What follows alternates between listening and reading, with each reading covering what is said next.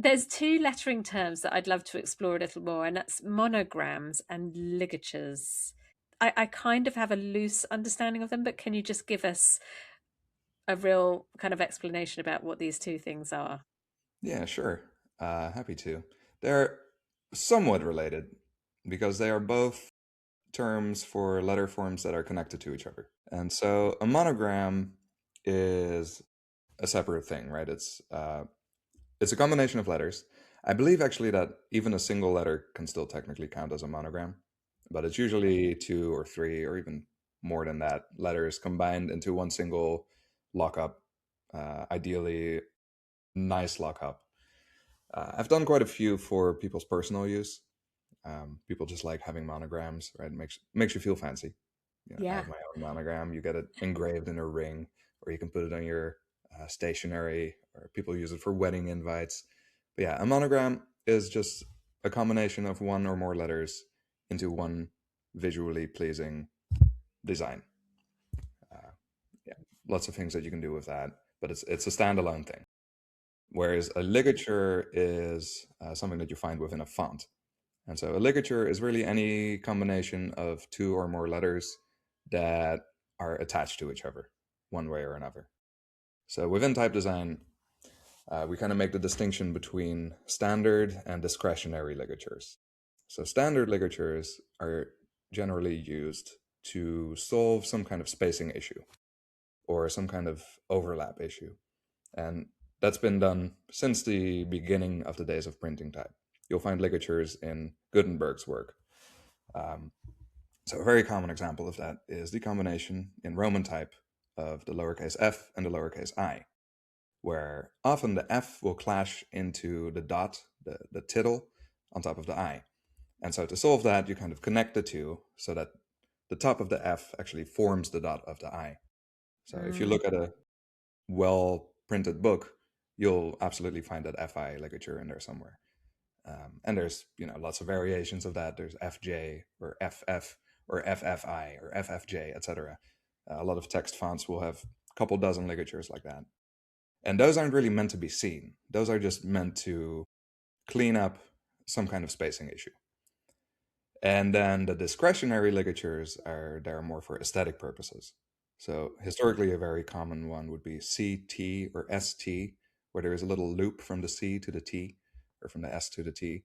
Um, and I think historically, one reason that those were used is because it would save a little bit of time for the typesetter, right? Because the typesetter was placing all these individual little letters. And then if you have a very common pair like CT or ST, having those in one little piece of lead type instead of two separate ones, save you a couple seconds. Um, I'm not sure if that's exactly why they were used. It's probably a combination of that and just aesthetic preference.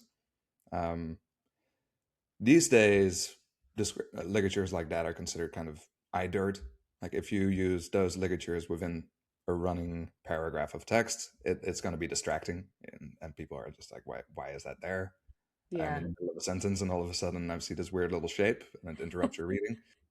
So those are really for headlines and display and that kind of stuff. And these days, with digital type, there's a lot of different discretionary ligatures. Like people come up with all sorts of weird stuff, myself included. I love a good weird ligature, even though I know that most of the time they're not really going to be useful or usable.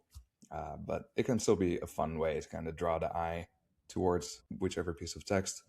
And I think one thing that people like about it, that graphic designers who use fonts like about it, is that it makes fonts feel a little bit more like lettering, makes it feel a little more custom. As we're exploring a bit of a theme around books this series, I just wanted to zoom in specifically on a project that you've done, which is around a book cover that you created. And I wondered if you could just talk us through your process of designing for this project.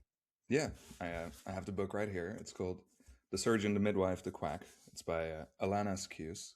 I was approached for this one with a fairly open brief, but they wanted something. So it's about the development of medicine in early Renaissance England. So Oh, something that aesthetically kind of matched that. yeah. So I did a couple of sketches for them, all of it pretty heavily leaning on calligraphy. I have always been very inspired by a guy named Helmut Salden, who was a book jacket designer in the Netherlands, mostly active between the 1950s and the 1970s, and in my opinion, just one of the greatest lettering artists of all time. Just absolutely mind blowing stuff.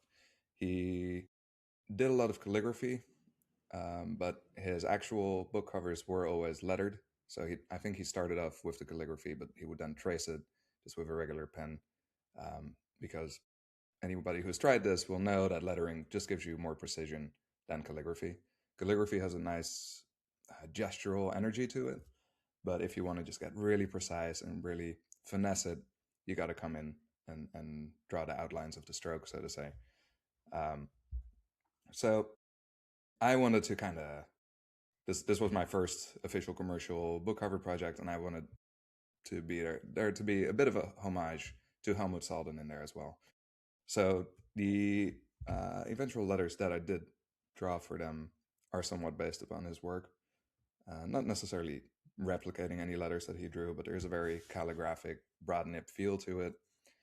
Um, and then Mm. surrounding that, we have a bunch of ornament, a canvas, and there's these little illustrations of old medieval Renaissance medical tools in there, syringes and shears and razors and what have you.